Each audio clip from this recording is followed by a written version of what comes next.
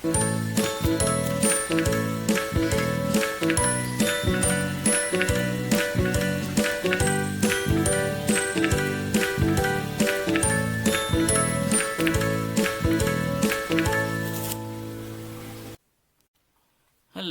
assalamualaikum warahmatullahi wabarakatuh. Ketemu lagi dengan saya Gio Satriani dalam seri video pembelajaran bahasa Inggris online.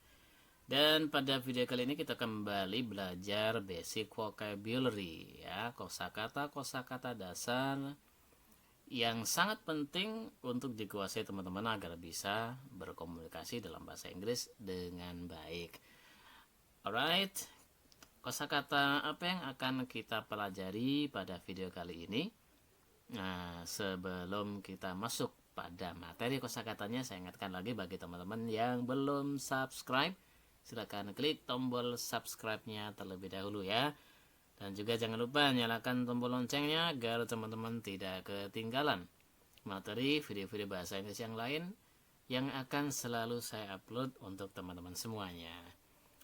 Right, nah kita akan belajar vocabulary tentang prepositions of place. Preposisi atau kata depan ya dalam bahasa Indonesia. Ya, preposisi yang kita gunakan untuk tempat ya. Oke.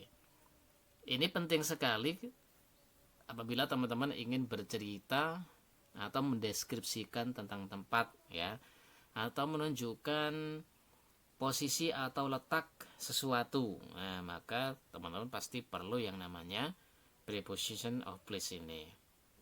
Oke, langsung saja kita cek ya prepositions of place apa saja yang perlu kita ketahui.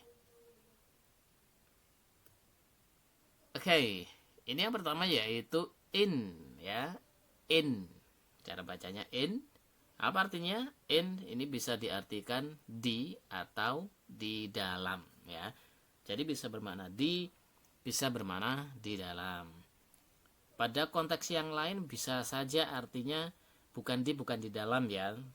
Tapi bisa bermakna pada misalnya. Nah, pada konteks-konteks yang lain bisa, terutama apabila dikaitkan dengan waktu, contohnya tahun ya. In 1997 contohnya. Nah, kalau ketemu dengan tahun maka in di situ artinya pada ya. Pada tahun 1997. Nah, bukan dalam tahun begitu ya. Tapi itu nanti masuknya pada preposition of time. Oke, nah jadi kita ambil arti dasarnya in bisa bermakna di atau di dalam. Kemudian yang kedua yaitu at. At ya, bacanya at ya. Oke, apa arti dari at? At punya makna yaitu di. Oke, nah jadi ini makna basicnya ya, generalnya bisa kita maknai di. Apa bedanya in dengan at? Oke, ya nanti memang ada perbedaan tertentu ya cara menggunakan in, at, termasuk juga on. Nah, nanti akan kita bahas pada video yang lain ya. Nah, jadi kita belajar dulu arti dasar. Ya, arti dasarnya dulu ya, in kemudian at. Right, kemudian on ya. On ini bermakna di atas ya, di atas. Di atas. Nah, kemudian ada kata above. Nah, above ini punya makna yang sama dengan on. Oke, nah cuman on dan above ini punya perbedaan ya. Jika on itu apabila di atas yang dimaksud itu menempel dengan objeknya ya, misalnya di atas meja, nempel dengan meja maka pakai on. Ya, tapi kalau di atas meja tidak nempel dengan mejanya pakainya above. Ya, saya kasih contoh misalnya teman-teman mengatakan bukumu ada di atas meja, maka your book is on the table ya, on the table. Nah, bukumu di atas meja itu kan pasti nempel dengan permukaan mejanya ya. Nah, sementara kalau above itu contohnya misalnya the butterfly is flying above the table. Kupu-kupu itu sedang terbang di atas meja. Nah, di atas meja di situ kupu-kupunya nggak nempel dengan mejanya ya, tapi dia di udara, cuman posisinya di atas meja. Nah, jadi itu perbedaan antara on dengan above. Oke, bisa dipahami ya? Alright, nanti kalau nggak paham bisa tulis di kolom komentar. Kemudian under. Under bermakna di bawah ya. Lawan dari di atas, di bawah. Under the table, under the tree, contohnya di bawah pohon gitu ya. Oke, kemudian ada in front of. In front of ini jika dibaca sambung ya.